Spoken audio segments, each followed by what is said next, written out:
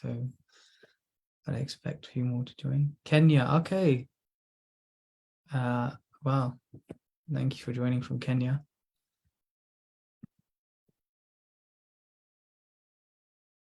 Anyone else? Oh, somebody from India. Oh, from the Manor. Okay, great. Exumen, Winchester, Stratford, Midlands. Regular from London. Vaikunta Harika, amazing. How did you get there? Please tell us the secret. Great, great. Thank you so much. So let's give it a few minutes, and hopefully our guest is on his way. But yeah, really good. So if you haven't sent a question in yet, send it to questions, and then they will just forward it to me directly, and then I will pose the questions. So and if you think of a question whilst we're asking, then please feel free to share. I've got lots of nice questions, so yeah, really excited to be putting them forward, and I've kind of categorized some of them as well, so we're going to have different themes to this topic, to the session. So, and I highly recommend you all, if you can, maybe take a pen and paper, try and write things down. Yeah, you'll take a lot from it, because it's going to be a really good and deep session. So yeah, let me just give our guest a call. Maybe somebody wants to tell a joke in that time, or share some realizations. Maybe anybody want to share a Bhagavad Gita realization? I do. Yeah, please go ahead. So I was reading the last chapter of the Gita today. So I'm finally gotten to the last chapter, and I just realized, I'm in the mode of ignorance and passion. It's as like a default mode generally, but of course now it's improving. So that's good.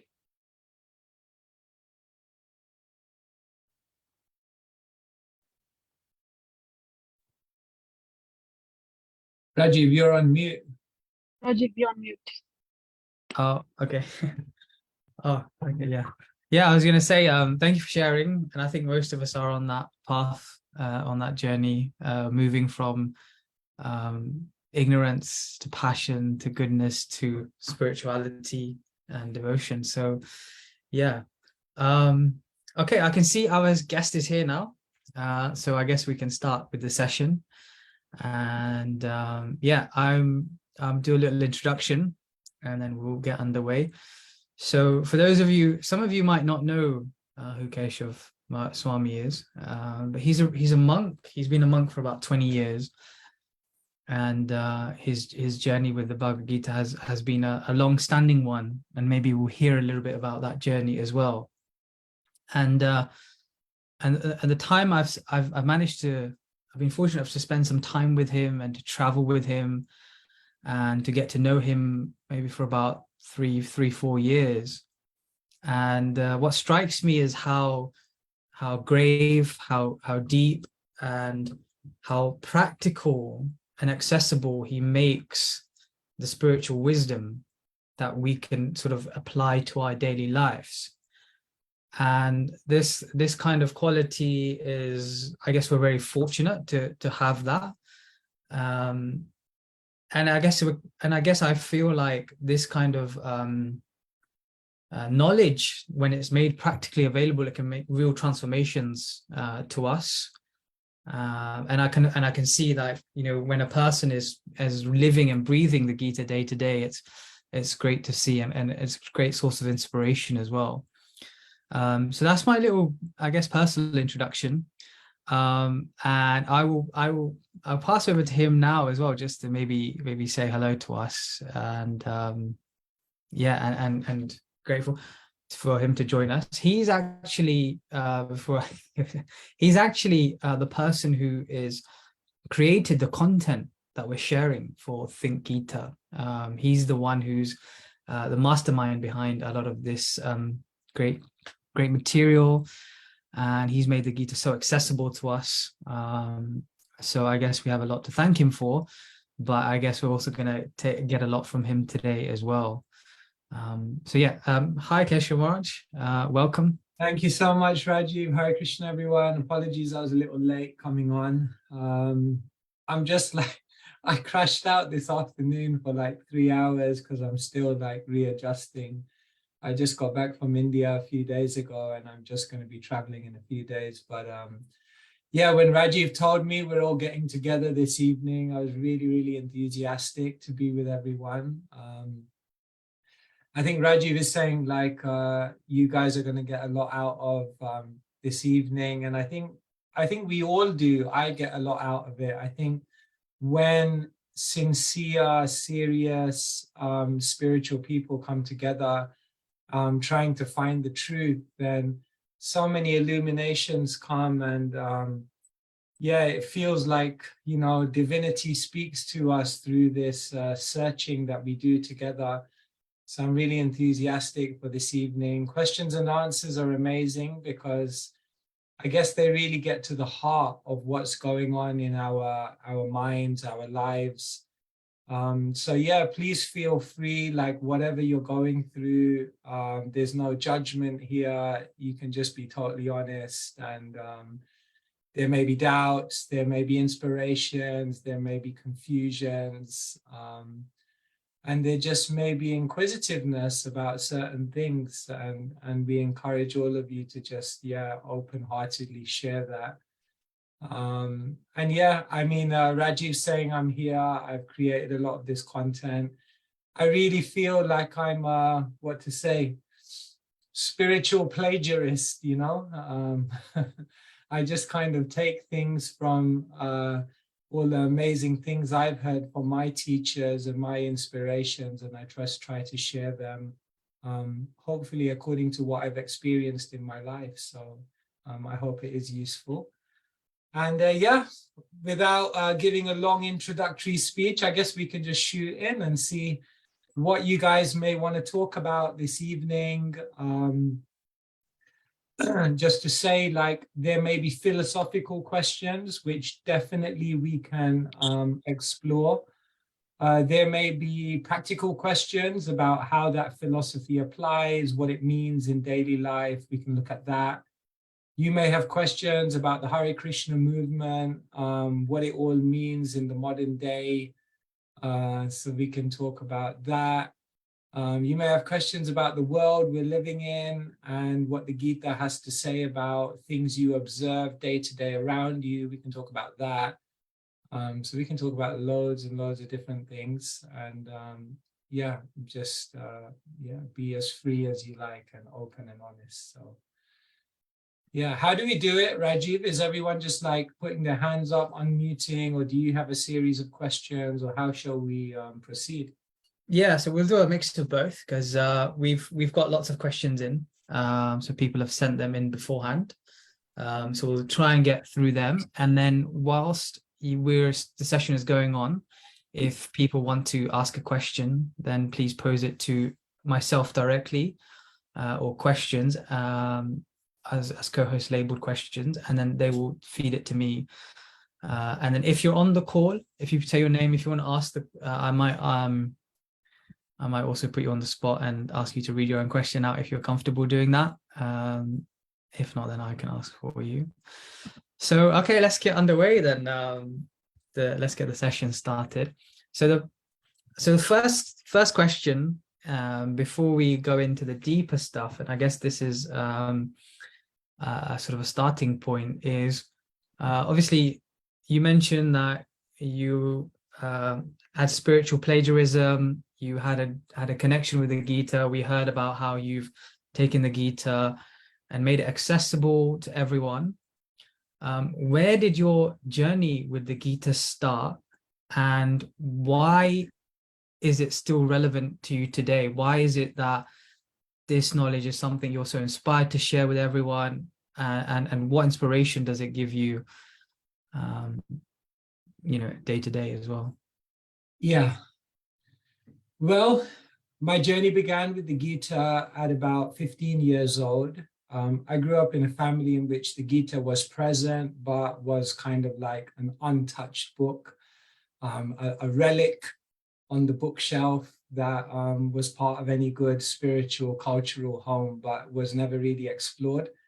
And when I was 15, I don't know what it was, just there was an inquisitiveness that was growing within me to find out about life. I guess I grew up in a family where it was a really nice upbringing. I had everything I needed. But still, naturally, questions come to your mind. And so I started reading. When I was 16, I guess I started discussing, coming to the temple and asking questions. And I think that's really when my spiritual journey took went to another level. As I tell you my journey in spiritual life, I think there's something generally you can learn from that. I think the first stage of spiritual life is just exploring knowledge yourself. That's like the first major landmark. I think another major landmark is coming in contact with spiritual people and having really significant spiritual conversations, which for me happened at about 16. And then I think at 18, I went to university, and that's where I got actively involved in practicing and also serving and trying to give something back, share spirituality with others, whatever I had learned. And I think that's probably like the third level of seriousness. And then when I graduated, then I decided to go to India.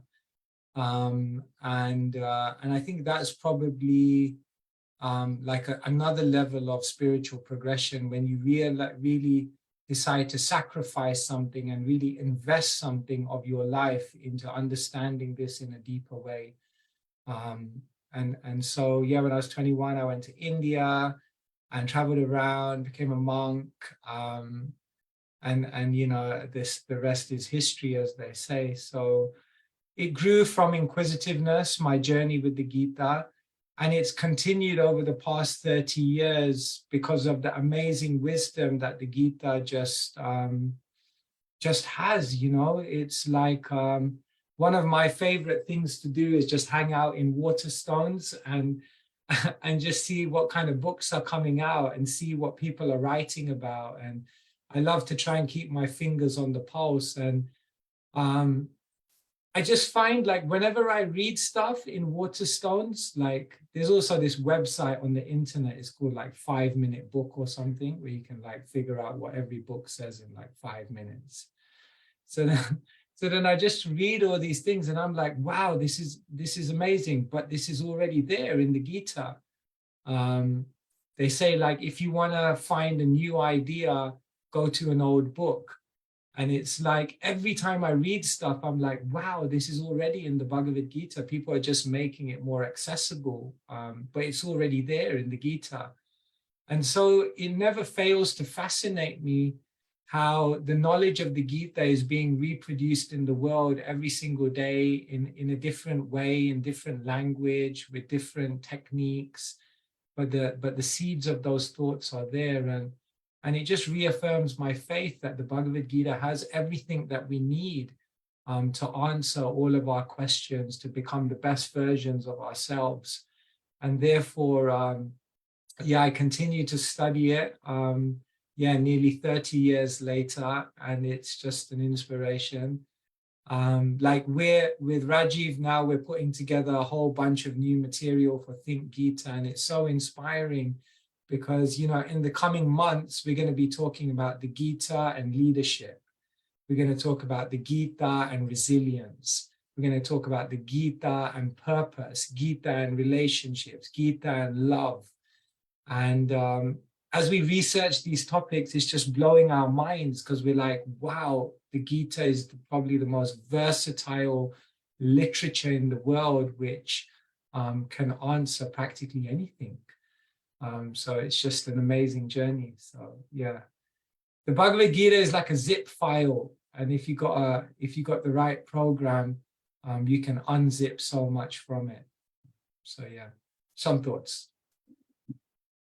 Wow, amazing. Thank you so much. And that's such a inspiring answer, how you've connected so well with the Gita and inspiring us. So yeah, I'll pick up on a point that you said. So you said there's going to be different courses on Gita and relationships, Gita and resilience, and these things. So maybe let's start with Gita and resilience, or Gita and difficulties, because I've grouped the questions in this format. Okay, so we'll go for difficulty because we're all facing difficulties in some way or another. So our first question is from Karuna, and she's asked, when dealing with something difficult, how do you have faith in things that, how do you have faith that things will turn out okay? And do you have any tips to get rid of past bad karma?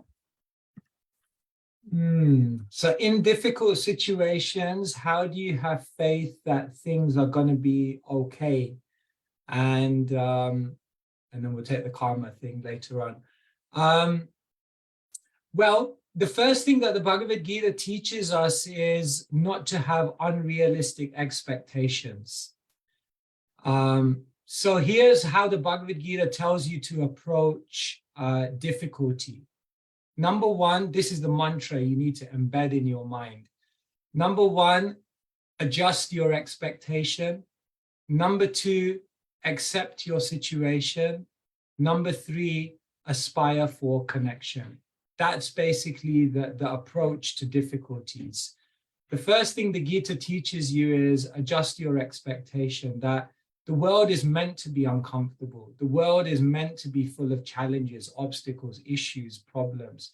The world is meant to be filled with uncertainty, because the world is designed in that way for us to actually awaken a deeper consciousness, for us to kind of to jolt ourselves out of an illusion, to help us search for some deeper sense of peace, to find a more profound type of happiness. So the first thing the Gita teaches us is that the world is designed to be uncomfortable. And so don't be surprised. Don't be surprised when challenges come, when obstacles come. It's part of the design. But then the Gita goes on to teach us, number two, accept your situation. That in that discomfort, in those difficulties, there's something that amazing that we can learn. There's something amazing that we can grow from. There's something extraordinary that we can discover. But that can only happen if you learn to accept your situation. Oftentimes what we're doing is we're fighting, we're frustrated, we're kind of hoping that things will change. We kind of look up at God and say, God, change my situation. And God is looking down at us saying, but I sent that situation so you change yourself. In other words, to accept your situation, to really embrace it and say, I'm meant to be here. It's struggle, it's difficult, but I'm meant to be here. Why am I meant to be here? What am I meant to learn? And so the Gita teaches you to don't try and leave situations, but try and learn from situations.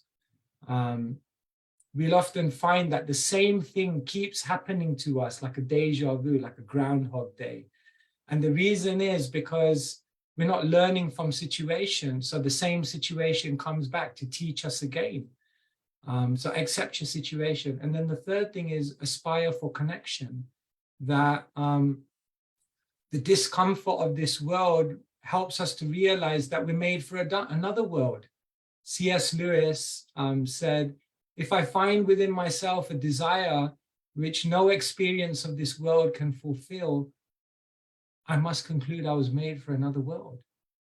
And so all of this is meant to help us become inspired, enthused, become serious about connecting to another reality, a spiritual reality, connecting to a sacred space beyond the chaos of this world. And when we make that connection, then everything becomes perfect. So how do we know everything's going to be perfect in life, how it's all going to work out? Well, the Gita says the first thing is adjust your expectation.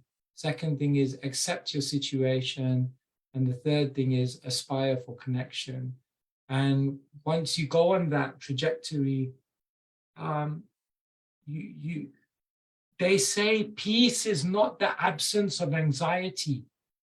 Peace is the presence of God in every single situation.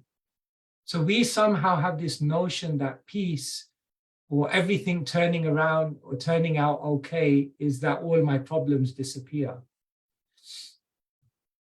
But real peace, real everything turning out okay, is just to have the presence of God, divinity, spirituality in every situation. And then automatically you'll find a stability, a steadiness, a serenity of consciousness. So yeah, I hope that helps a little bit. And any tips to get rid of your karma? Just learn. Why does karma come to you? It's a lesson. Karma is nature's way of teaching us something about life. And you know what? If you learn the lesson, then that karma doesn't have to come back to you again. But while we don't learn the lesson, then we accrue more and more karma, because it's the universe, it's the world, it's God shouting out to us to learn something. So we have to learn from all the reactions, the emotions, experiences, events of life. And when we do that, then the karma disappears because you've learned the lesson. And then you may say, well, how am I supposed to learn the lesson from whatever karma I'm going through? That's why you have spiritual books. That's why you have spiritual people. That's why you have spiritual prayer, because these things help you to decode your karma. So how do you get rid of your karma? Just learn the lesson, and then the karma has no more function. Is that okay? I don't know if Karuna's on the call, if she wants to kind of follow that up or ask something more on that.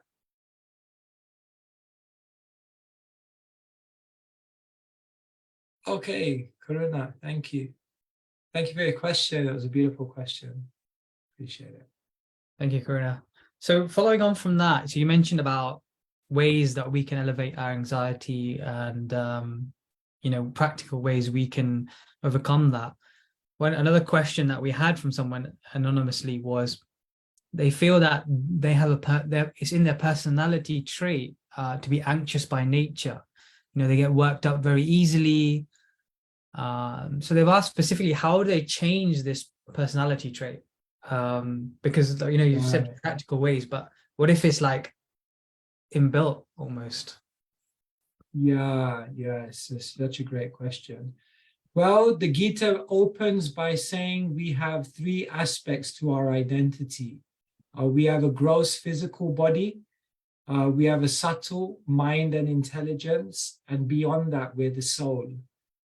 So when you say, I am an anxious person, or I am a greedy person, it's not really you. It's just the temporary conditioning of the mind you have. Like if you have a light bulb and you have a blue shade on it, it comes out as blue light. But it's not really blue light, it's just light, and it's coming out as blue because you put a blue shade over it. So the original pure consciousness of the soul then exhibits itself with certain personality traits according to the shade of the mind. And therefore, one of the most amazing things about the Gita is it tells you how to remold your mind. You're not an anxious person. You're a pure soul who has a mind which is conditioned to worry. And the great news is that you can remold your mind. But it takes time. Just like if you go into the internet and you browse the internet with a browser, so you have Mozilla or you have Chrome or Edge or whatever you're using. Now, every browser has a history. Every browser has a home page. Every browser has its favorites. Every browser has like its autocomplete, so that when you say www.a, a whole bunch of options come up. So think of your mind like an internet browser. Your mind has a history. Your mind has a certain default homepage that it keeps going back to. Your mind has a certain favorites that it gravitates towards. Your mind has an autocomplete, so that when you see something, it automatically brings about certain impressions that you naturally cling on to. But just as you can reconfigure a browser, isn't it? You can change the history. You can delete the favorites. You can readjust the home page. You can, wipe out the cookies. You can install different plugins. So you can optimize your browser. So in the same way, you can optimize your mind. And therefore, you're not an anxious person. You're a pure soul who has a mind which is conditioned to worry. And that can change. And so what's that process to remold the mind? Arjun was told by Krishna that he has to learn to control his mind. And Arjun was like, that's impossible. To control the mind, I don't think I can change. Is one of the biggest things in the world. People say, like, I can't change. I am who I am. And that's basically what Arjun was saying. But Krishna, in a beautiful verse in the Gita, he says, Ashamshayam mahabaho manodur nigraham chalam abhyasena tu konteya vairagyena chagriyate. Krishna says it's undoubtedly difficult to control or change one's mental disposition, but it's possible through spiritual practice and through spiritual detachment. And it's a great art. And maybe on another occasion, we can go into more detail. But just in reply to the question, you can change.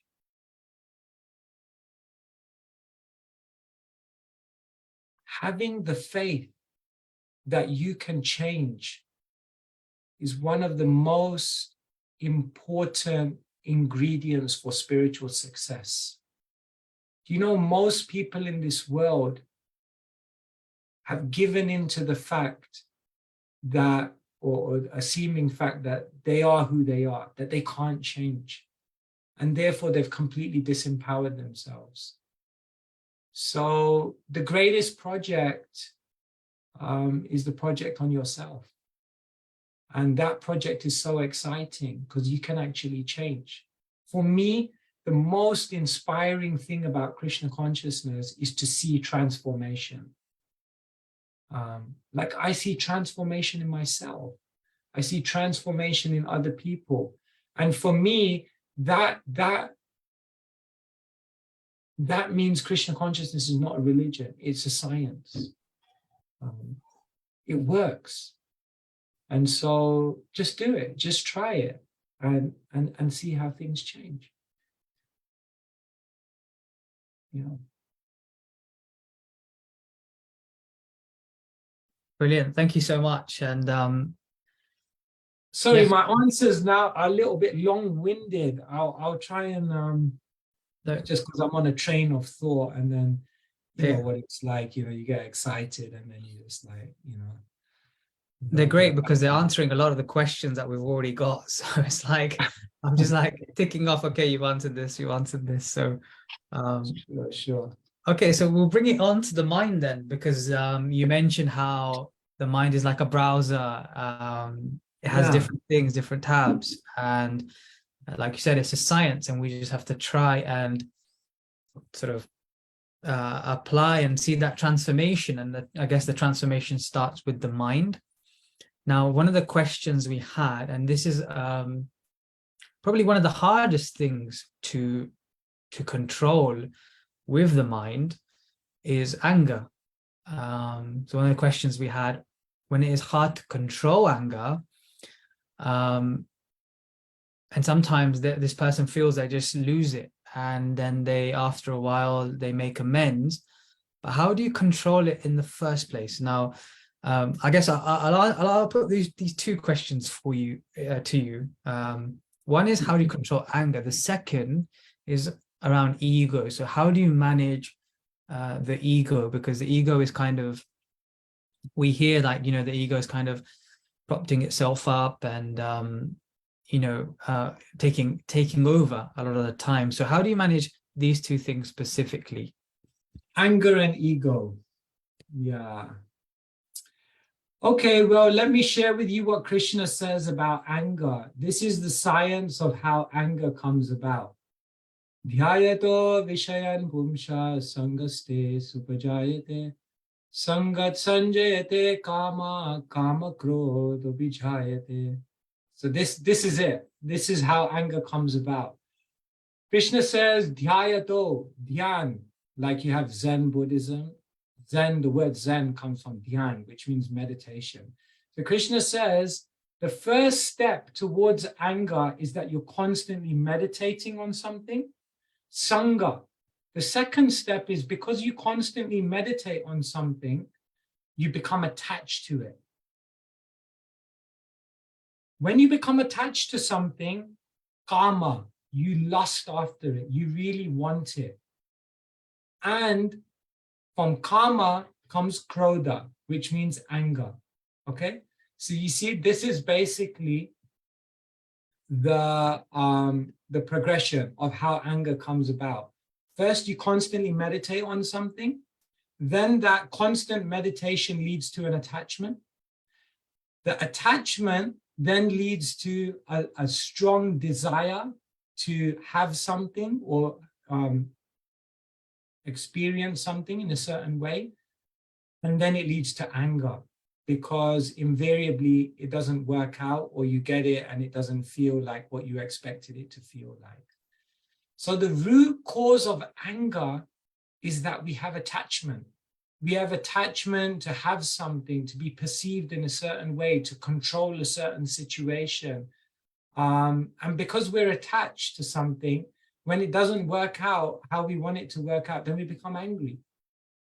So you see, attachment is the precursor to anger.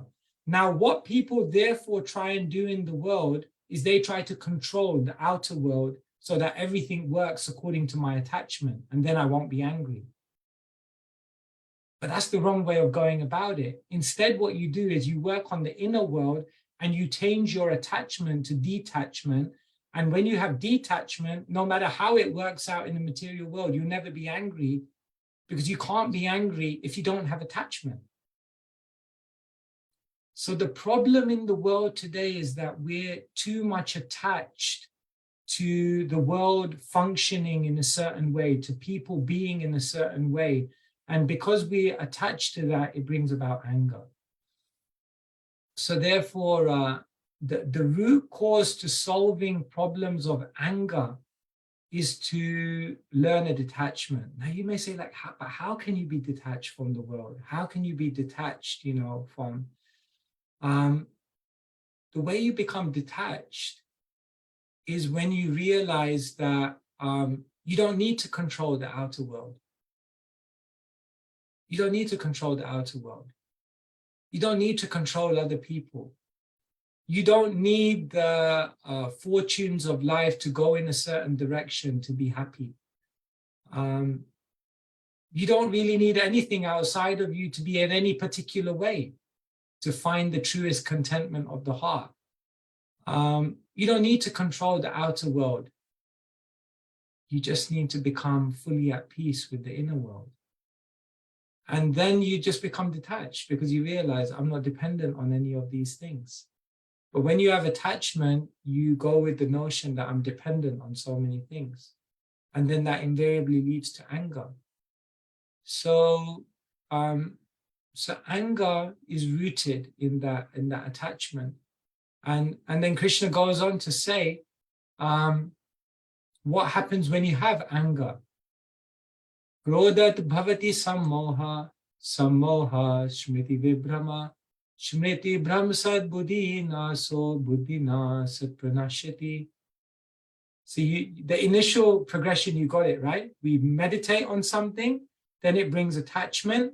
When we have attachment, then we have lust. And when we have lust, it brings about anger. So that's how you get to anger. And now Krishna tells you what happens when you become angry.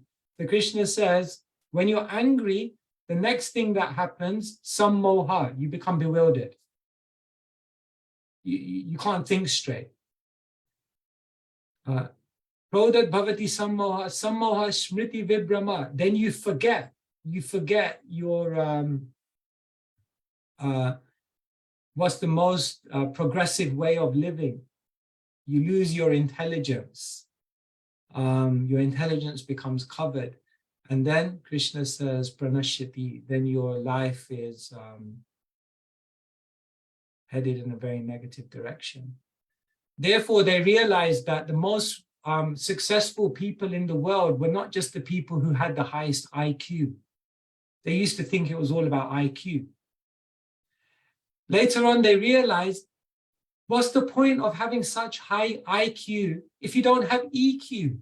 If you don't have emotional quotient, if you don't know how to control your own anger?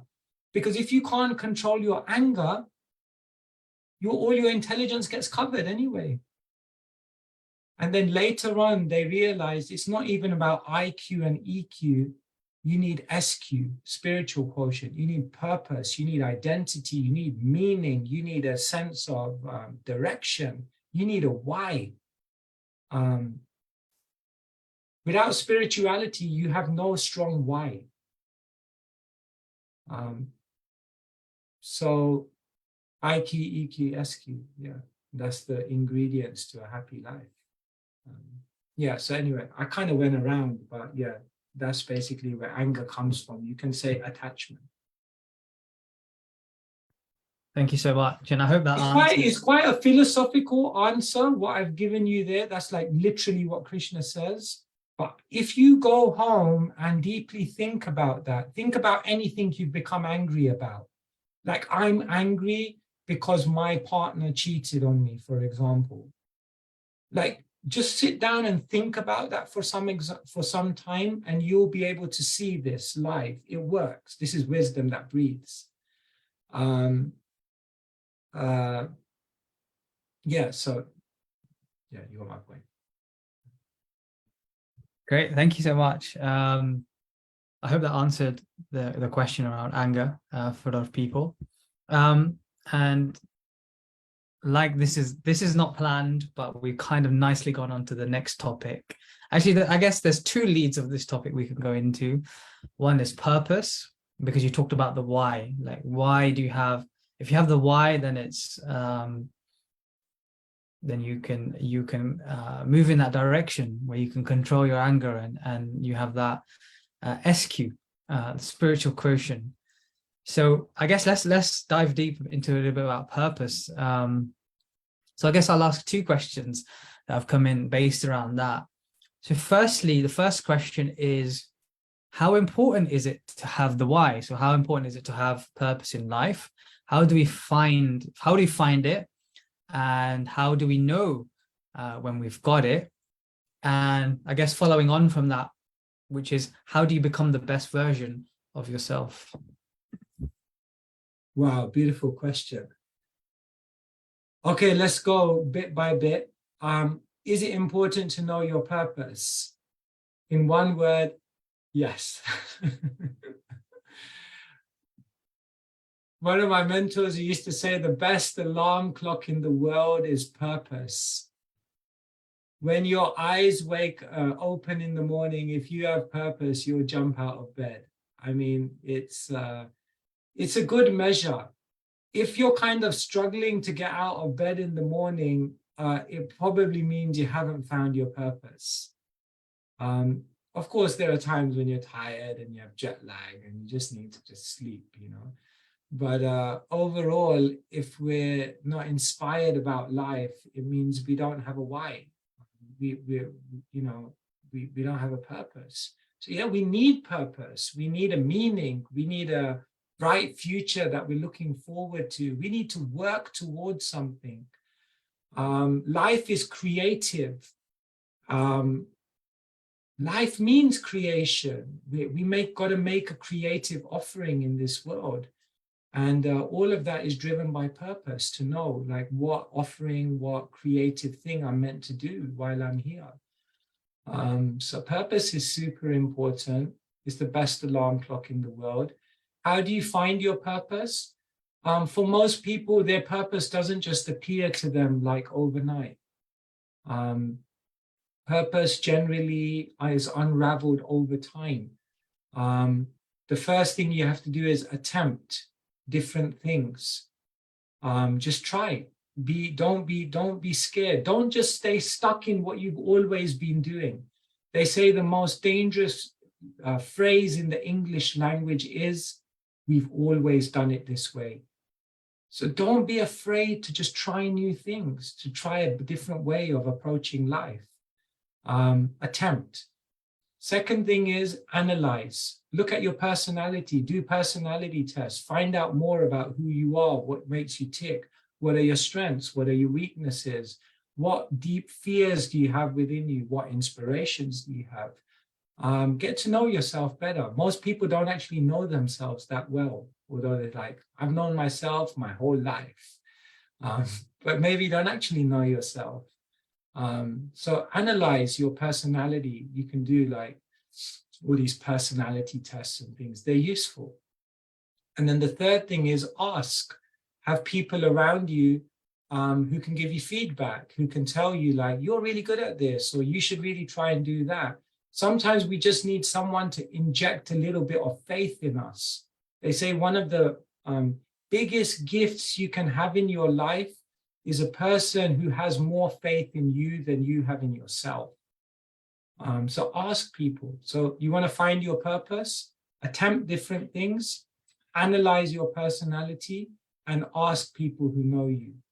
And it will come. And then the third thing I would say is, you know, for most people, they may know their purpose.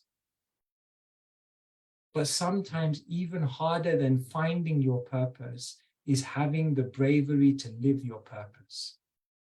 Do you know in life there's a tension between comfort and aspiration? There's a tension between security and dreams. There's a tension between the comfort zone and the creative zone.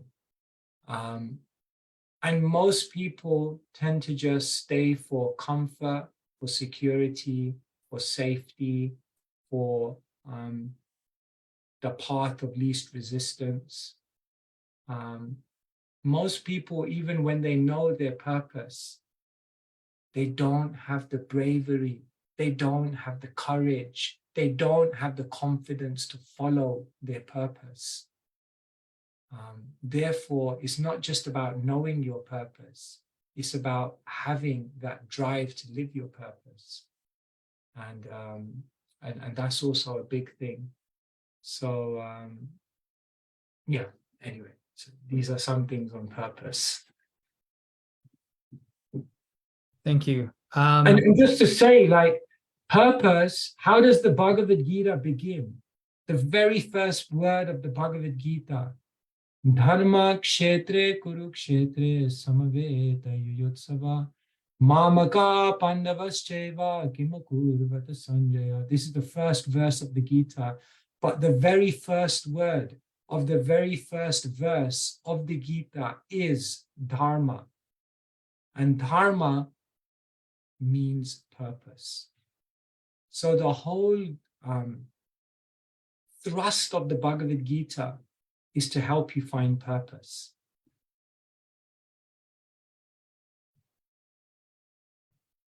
You're on mute, Rajiv. And so finding purpose, is that the way to become the best version of yourself, or is there more to it than finding your purpose? Because if you found your purpose, does that mean you're the best version of yourself, or does it mean you have other things you have to concentrate on? Once you know your purpose, then you have to work on yourself to be able to fulfill that purpose. It's not like now I know my purpose, I'm automatically the best version of myself. like say, for example, at one point I knew, I discovered that my purpose was to, for example, yeah, to maybe teach, to share knowledge, to live a certain lifestyle and do that as an offering to the world. The other thing, just on my mind, I would say, purpose is useless unless you use it in service of others.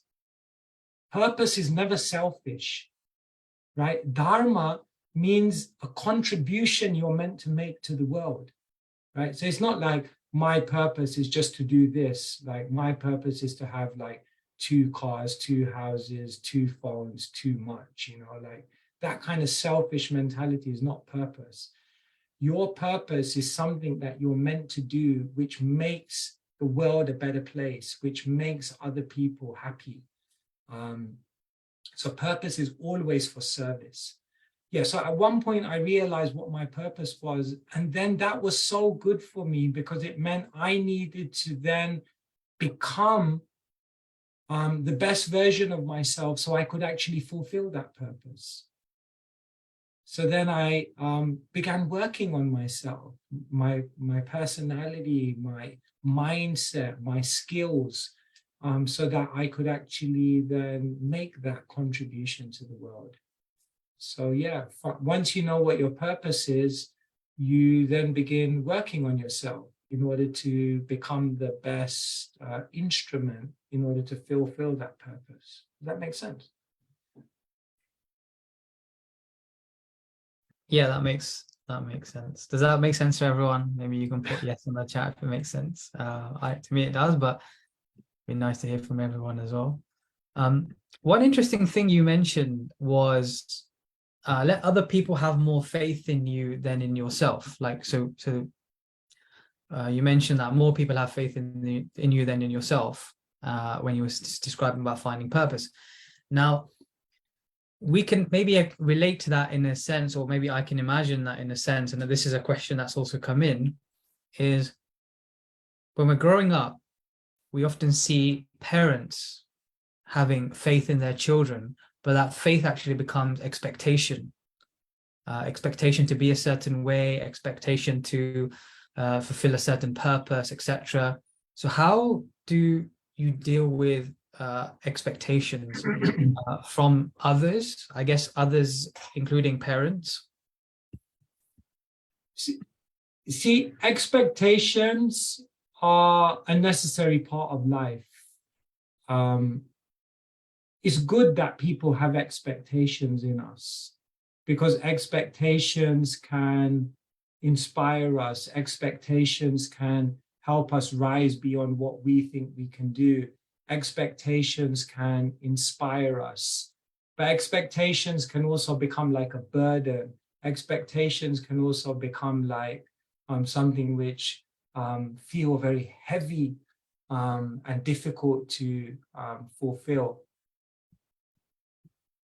What's really important is whose expectations we accept.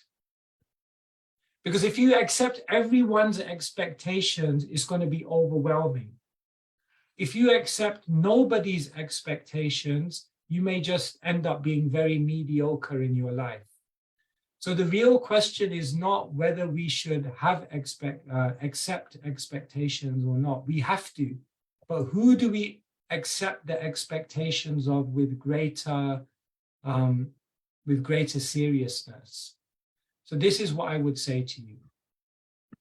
If there are people in your life who know you, who love you, and who have the spiritual acumen to really help you, their expectations count for more.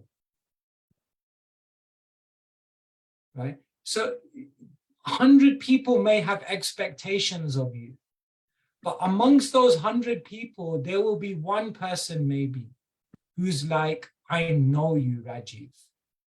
And you know what, Rajiv? I love you. Your best interests are what I have in my heart. And you know what, Rajiv? I have some spiritual awareness that helps me to know what will be best for you. Now, if I have all of those three qualities, then you'll look at me and you'll say, you know what? Your expectations count for more. But oftentimes what we do is we accept the expectations of people who don't know us, people who don't love us, and people who don't necessarily have the spiritual maturity to be able to help us. And those kind of expectations are not helpful. We honor people, we respect people, but we don't take everyone's expectations on an equal level.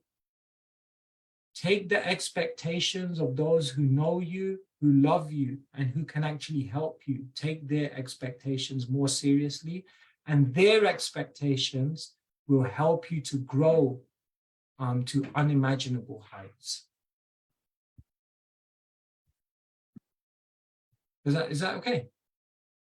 Yeah, that's great. Thank you. Your expectations count for me for sure. So I hope that wasn't just an example. I hope you actually meant that. Okay, thank you. Well, I can say I love you, Rajiv. I love you too much. The other two Okay, I can't say. Okay, so okay, we've kind of got into a little bit about purpose. Rome has asked, I guess maybe you kind of answer this, but can expectations take you away from your own dharma? Not if they're expectations from someone who knows you, loves you, and has the spiritual insight to be able to help you. Rather, they'll be the conduit of helping you find your purpose. Yeah. But if you accept the expectations of people who don't have those qualities, it will take you away from your purpose. And like everyone has an opinion about what you should be doing. It's like everyone has an opinion. So like you have to accept the opinions of selected people. That doesn't mean it's like you disrespect everyone else, but you can't also take everyone on the same level of seriousness.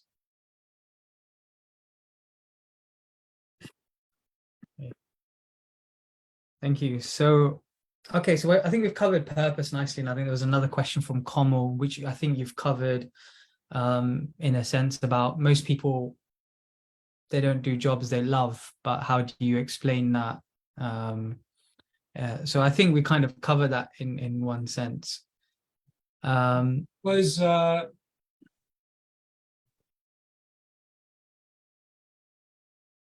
work for money. We work for pleasing others. We work for social acceptance. We work for having a position in the world. All of these things just give you temporary gratification. They don't give you fulfillment of the heart. We have to work for something we really believe in.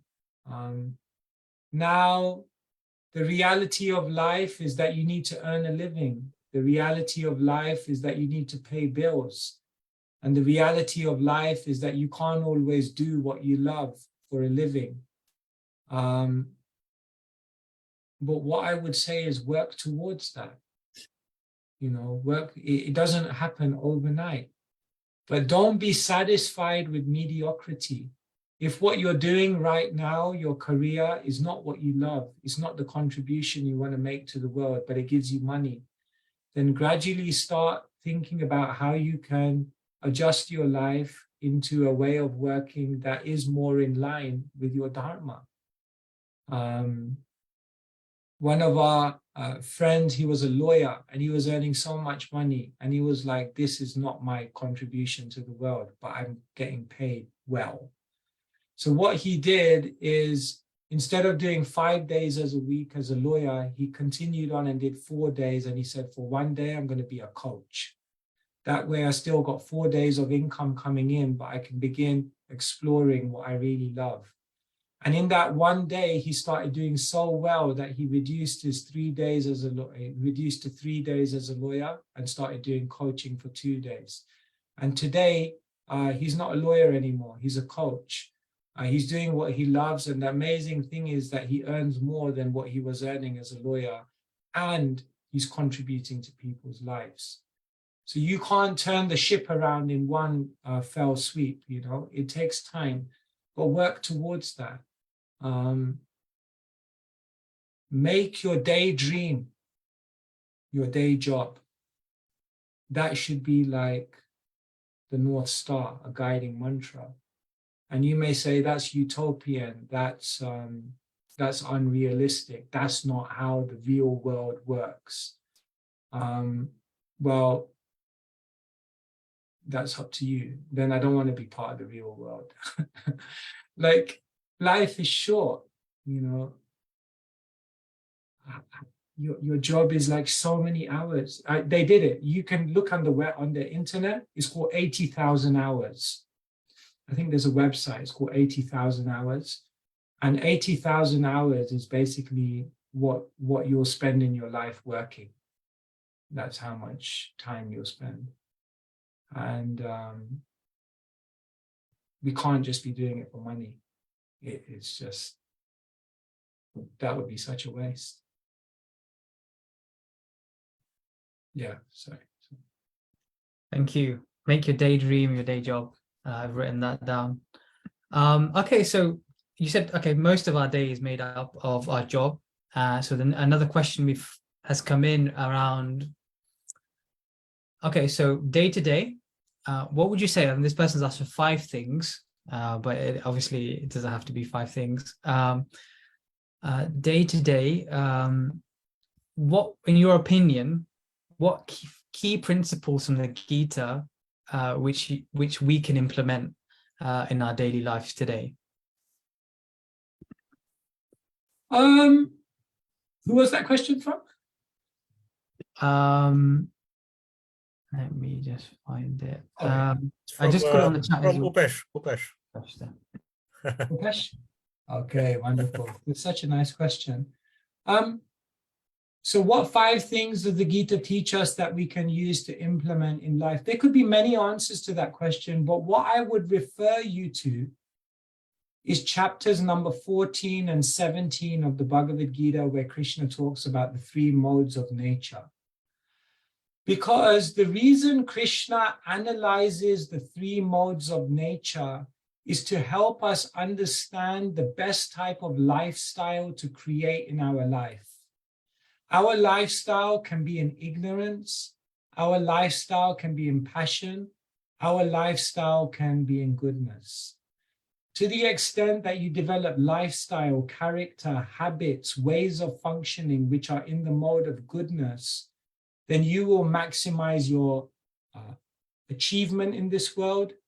You'll maximize your health on a physical and mental levels. You'll maximize the beauty of your character. You'll maximize your relationships. Basically, you'll maximize your happiness. So what are the best habits and what are Krishna's practical tips for living in this world? All you have to do is deeply understand the 3 modes of nature. You have to deeply understand, what does the mode of goodness or sattva, what does that look like? And then what you can do is, in your life, you can learn to drive your car in the mode of goodness. You can learn to parent your children in the mode of goodness. You can learn to eat your lunch in the mode of goodness. You can learn to do your studies at university in the mode of goodness. You can learn to be a corporate leader in the mode of goodness. That's possible, actually. It's not an oxymoron to be a corporate leader and be in the mode of goodness. You can do it. The dharma of capitalism. But basically, Krishna talks about the mode of goodness. So like, we got to deeply, 100 verses of the 700 verses in the Gita are all about the 3 modes of nature. And it's like, if you understand the mode of goodness deeply, you can apply it practically to anything. And then you just develop habits which are just like the most powerful habits in the world. And then you can just deeply achieve what you're meant to achieve in life. Yeah.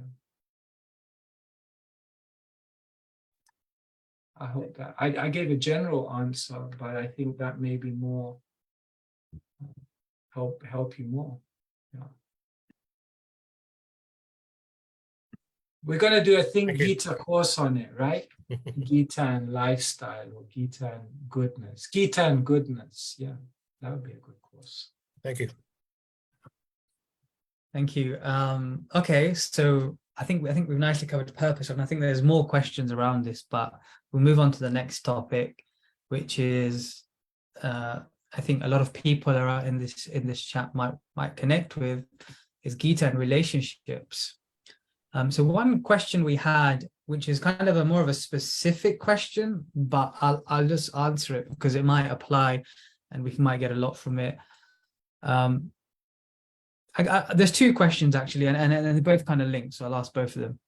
What guidance does the Gita offer when it comes to making a decision whether or not to give somebody a second chance, as in a romantic partner?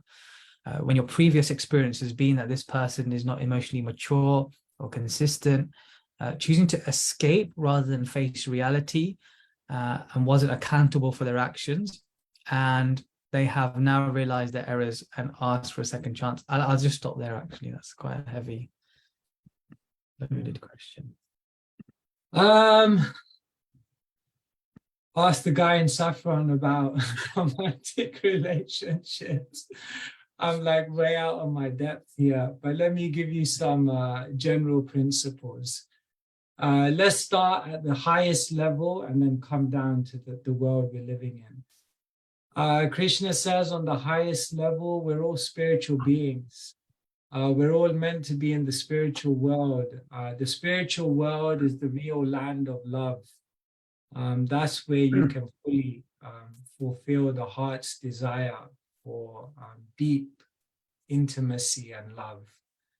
But somehow or other, we're here in this world and we're searching for love. Essentially, we're searching for love in the wrong place. We're looking for the right thing, but we're looking in the wrong place. Therefore, so much of this world is about frustrated love, isn't it? You know, all the songs. Last Christmas, I gave you my heart, and the very next day you threw it away, and all this kind of stuff, you know. So much of life is frustrated love because we're looking for love, right thing, the wrong place. And therefore, one of the reasons that we're having problem in relationships is because we have unrealistic expectations. For a relationship to really work, it can never just be between two people. There must always be a third factor in there, the spiritual factor, the divine factor, the Krishna factor. Then relationships work. But if it's just two people trying to love each other without any spiritual dimension, it will lead to exploitation. It will lead to a sense of selfishness. It will lead to frustration. It will lead to letdown. So now, coming to your question, if someone has let us down, should we give them a second chance? Relationships are only progressive when those relationships are helping you grow towards finding real love on the deepest level, on the spiritual level. All of you now are on the spiritual journey. And therefore, anyone you try to share your heart with in love has to also really be on that spiritual journey. They may be at a different point, they may be on their own, trajectory, but they should be on that journey. And then a relationship has scope to work if both of you come together to really try to help each other to reach your spiritual goal. In other words, relationships of love are two people coming together to help each other to reach the real goal. It's not just about them and those two and what they can give to each other, but it's what they can contribute to each other so that both of them can reach their spiritual aspirations of divine love. So therefore, when you're making a decision about whether to continue a relationship or discontinue a relationship, when you're trying to figure out, is there something of value in here or is it just toxic? You have to deeply question, are we really able to serve each other to become, to really become the best versions of our spiritual selves, to reach that spiritual goal? Are we helping each other or are we hindering each other? Are we supporting each other or are we stifling each other? And then sometimes you have to make the hard decision and you have to walk away and you have to let go and you have to say, this person has to go on their own journey and I have to go on my own journey. And it's tough. But it may save you a lot of heartache in the future. So I don't come to you today as a relationship expert. For that, you can read like, Jay Shetty's Laws of Relationships or something like that. that may give you much more specific information. I'm telling you on a very high level, of the expectations and the general parameters that we should set when we're having relationships. I hope that helps something. We could go deeper. So you mentioned about relationships. One of the words I picked up was having deep relationships. We strive for deep relationships. And you said ultimately we want to have a deep relationship with the Supreme, but how do we have, not just with a romantic partner, but with others, how do we develop deep relationships, meaningful relationships? The depth of a relationship is proportionate to the level of commitment, sacrifice, selflessness, and service in that relationship. Srila Prabhupada, he said that the love between a mother and a child is the purest type of love in the material world. And why did he say that? Because the commitment of the mother, the sacrifice of the mother, the selflessness of the mother, the service mood of the mother towards the child is practically unparalleled in this world.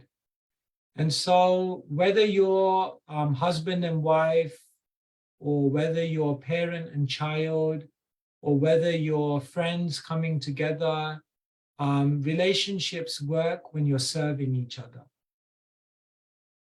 You're helping each other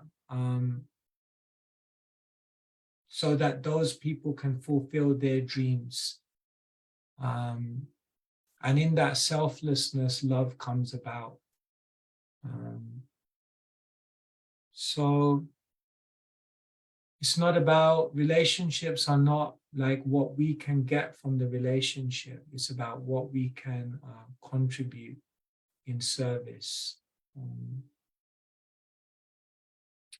It's actually a very simple point. I'm not saying something which is groundbreaking, which you haven't heard before.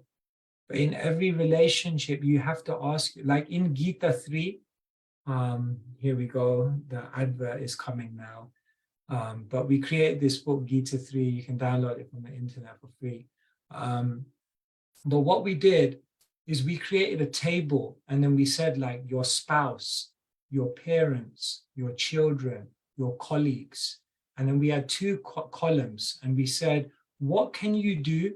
Now name one thing you can do in each relationship that will make you less selfish and more selfless. So try it.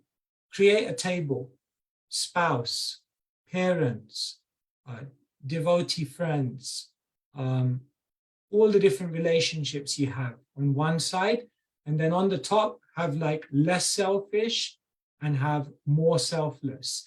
And in every box, you have to write one thing that can help you to be less selfish in that relationship and more selfless in that relationship. And then once you've done the box, you have to actually do it. right? Do it for a week, do it for a month, and see how your relationships begin to transform.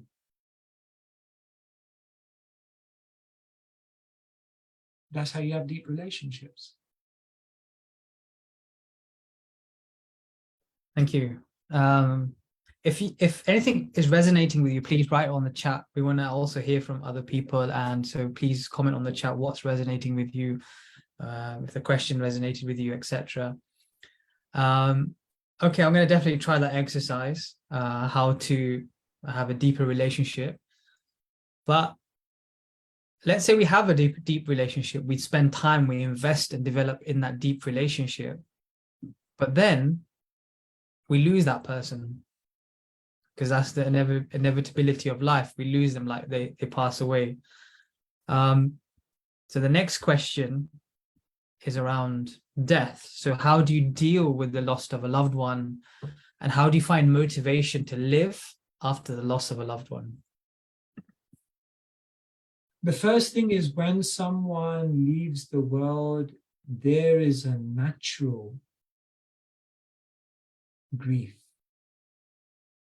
It's not like when you become a spiritual person, you don't grieve anymore. Arjun heard the whole Bhagavad Gita, and then 10 days into the war, his own son, Abhimanyu, died. And when he went to the spot in the battlefield where his son had died, he cried. He shed tears. He was grieving. And you'd be like, but he heard the whole Bhagavad Gita. Why is he in grief? Krishna says, the wise lament neither for the living nor for the dead. But Krishna let him grieve. That's natural. How can you not? You would have to be a very stone-hearted person to not feel anything when someone leaves this world. There's a natural connection there. I think the first thing is, we don't need to become uncomfortable if we feel a sense of grief when someone leaves the world. It's very natural. It's symptomatic of someone who has a soft heart. You can't have a spiritual heart and not have a soft heart. Soft-heartedness means emotion, and emotion is spirituality. But there's a difference between material emotion and spiritual emotion. So Arjun was grieving for his son, but then in the very next moment, after going through that grief, what did he do? He picked up his bow and he continued fighting. And that's the difference between material emotion and spiritual emotion. When you're materially grieving, then it impedes you from being progressive in your life. It blocks you from moving forward. It causes stagnation. It causes depression.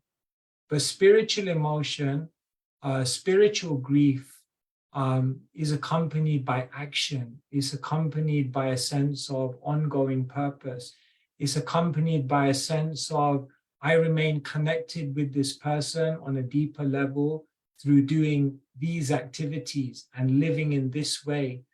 And in that way, spiritual emotion is very, very progressive. So the way I'm answering that question is to say, number one, when someone leaves the world, there's natural grief and emotion.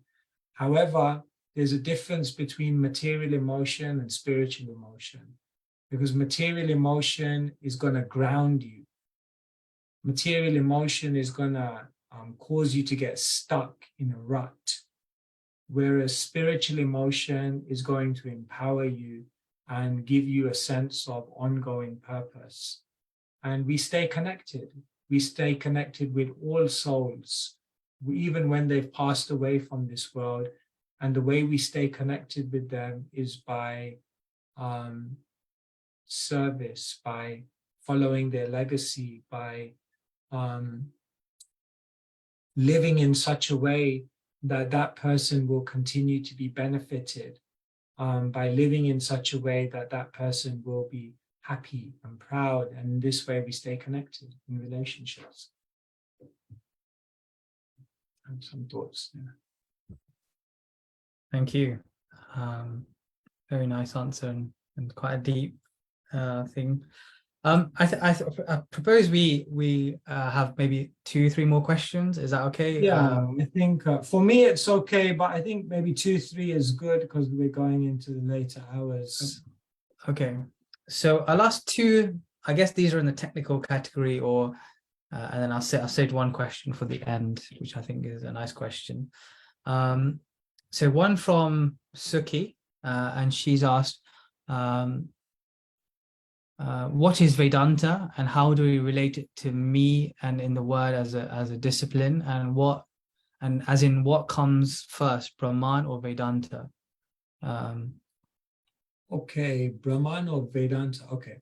So first thing is Vedanta. Veda means knowledge and Anta means the end. So Vedanta is literally the essence of all Vedic knowledge or the end of Vedic knowledge. So Vedanta is a philosophy. Sometimes we use the word Vedanta as like just philosophy. The Vedanta is also a specific book. There's a book called the Vedanta Sutra, which is a summary of all the Vedic teachings. And so that Vedanta basically contains you can say the keys to life, the universe, and everything. So Vedanta is the books which summarize the perennial philosophy of the Vedas. And that Vedanta talks about Brahman. And Brahman means the supreme who is in the form of an all-pervading spirit. But Vedanta also talks about Paramatma, the divine who then also manifests within the heart of every living being. And that Vedanta ultimately talks about Bhagavan, the supreme person who we can have a loving relationship with. And so Vedanta, what's the relationship between Vedanta and Brahman? Vedanta is knowledge which teaches you about Brahman, but which then goes on to teach you that Brahman and Paramatma are ultimately emanating from Bhagavan, the supreme divinity, the personality of Godhead, whom each one of us can have a relationship with. And that Vedanta is summarized within the Bhagavad Gita. So the Vedanta is quite complex. The Vedanta is quite terse, is very difficult to decipher the conclusions because it's very, very philosophical. But the Bhagavad Gita, in a very easy way, unravels the mysteries of Vedanta. And in that way, the Bhagavad Gita is considered to be like the essence of Vedanta. Thank you. I hope that helps. Yeah. Okay, so I got another question from Kavita. What is Jivan Mukta? Oh, that's a nice question. Yeah, Mukta means liberated, and Jivan means while living. So Jivan Mukta means one who's liberated even while they're living. We sometimes have this notion that, oh my God, I'm in the run of the mill of life and I got all these struggles and it's so difficult. And one day I'll just get mukti and I'll just leave this world and I'll just go somewhere else and then I'll be liberated from it all. You know, they say in spirituality, you don't get much pay, you don't get a salary, but the retirement plan is out of this world. So this is what people's notion of mukti is, you know, that it's like I leave the world and then I'm released from the body, I'm released from all these relationships. But what the philosophy of the Gita says is you can be a Jivan Mukta. You can be living here. You can be functioning in your career, in your family. You can be 100% a part of this society and at the same time be completely liberated. In other words, you can be here, but not really here. You can be here, but unaffected by the material influence. You can be here, but living in a sacred space. You can be here, but because you're so content with the inner world, you just rest there. like a lotus in the middle of the river, where not one drop of water sticks, but it just slides off. That's a Jivan Mukta. And Krishna says, when you develop spiritual consciousness, you're almost like you're here, but you're not here. You're like, you're not really part of the world anymore. You're kind of like, yeah, just living in a different space of consciousness. Yeah. Brilliant. Thank you. Okay, so we've got so many questions, nice questions have come in now. I've saved one for the end. What should we go to the last question, or do you have? Yeah, sure. As you like. You're the I know boss. you have a 4 a.m. start tomorrow, so okay, I'll ask the last question then, and this has come from Christy from Middlesbrough, who I bumped into in London. This is a nice question about prayer. So last week we looked at chapters 10 and 11. We looked at Krishna dwelling in our hearts. God resides within us. And her question is, prayer. How can we connect more with God? How do you speak to God? If you feel, I feel she feels she chats with God as a person, as a friend. It feels right somehow, rather than in the scripture. But there are times when it doesn't flow. So any advice or experience, and maybe you can comment on that, Christy, if I've explained that correctly, your question. Perfect. That's such a beautiful question. Thank you, Kirsty. Is it Kirsty? Is that the word? Yeah, it's Kirsty. Thank you so much. Such a beautiful question, and such a reflective question to end on. Like, how do we pray? How do we have that conversation with God? There was once this beautiful book called Conversations with God. You know, Kirsty, I think it's very, very individual. I think even within us, we do different things at different times, work. Sometimes for me, you know, like for me, I feel my most authentic means of communication is through the written word. I feel like when I speak, there's a level of artificiality that comes. But when I write, I feel like I can really be honest and reveal my heart.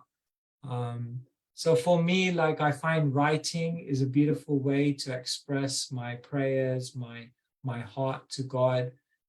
For some people, it's just doing it in their own words in front of a picture.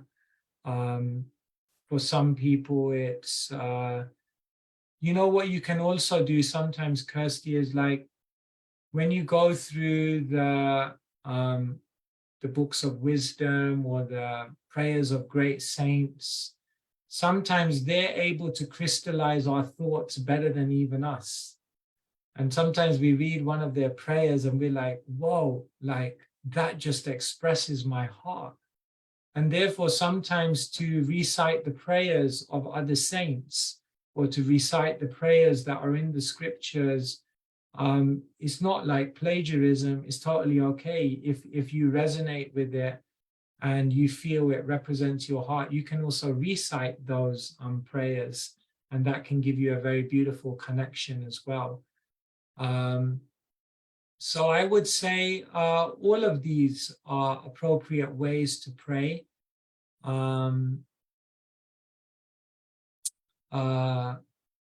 Write, journal, write a letter,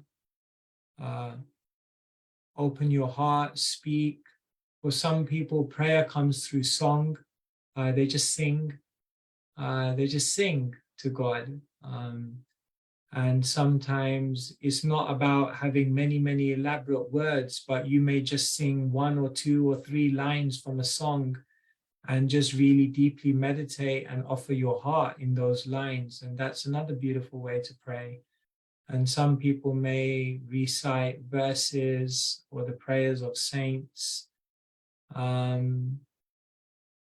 So whatever works for you, and at different times in your life, different things may resonate with you more than other things, and that's okay. It's all dynamic.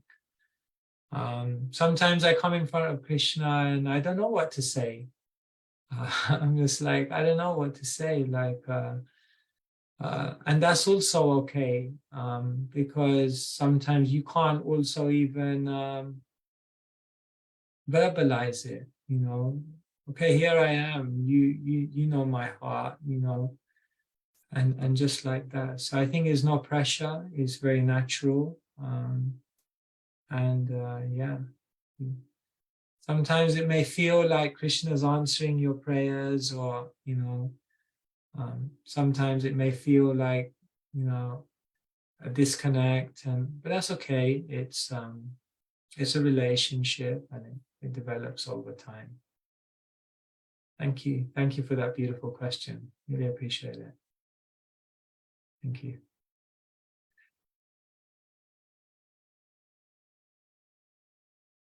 Rajiv, have we come to the end? It's 9:30. We have come to the end, unfortunately, and thank you so much for answering these questions so nicely. We covered a lot of nice topics. We covered Gita and resilience, difficulties. We covered purpose. We covered relationships. We covered death. We covered prayer. So it's a nice wide range of things we covered, and I do apologize for those of you who sent your questions in, but we didn't have time to do it.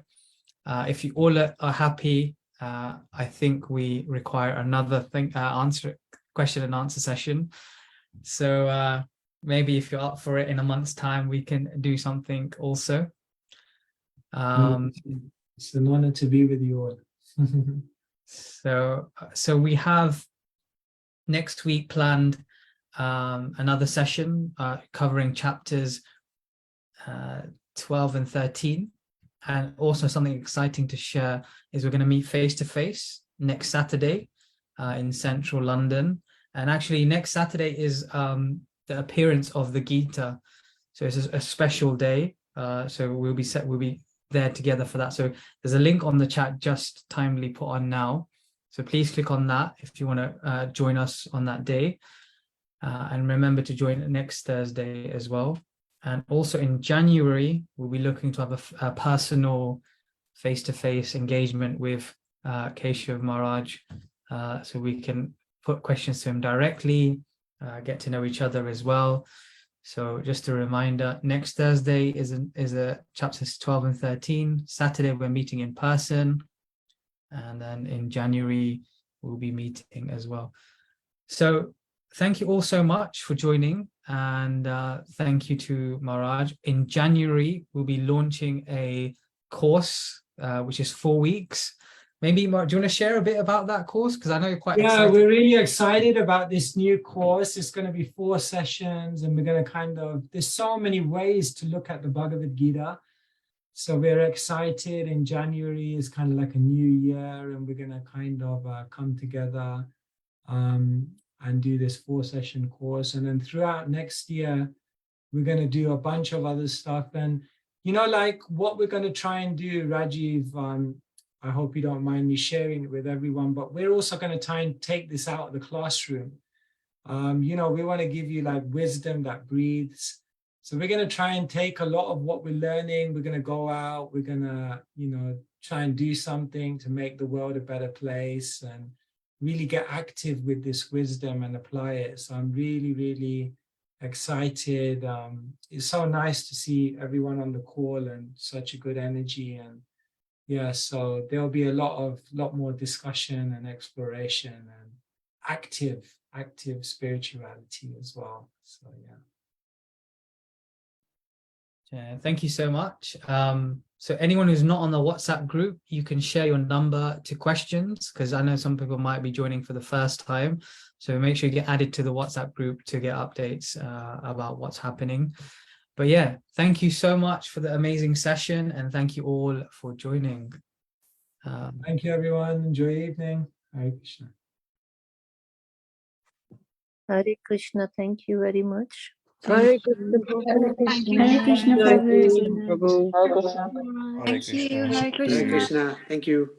Thank you so much. Take care, everybody. Thank you very much.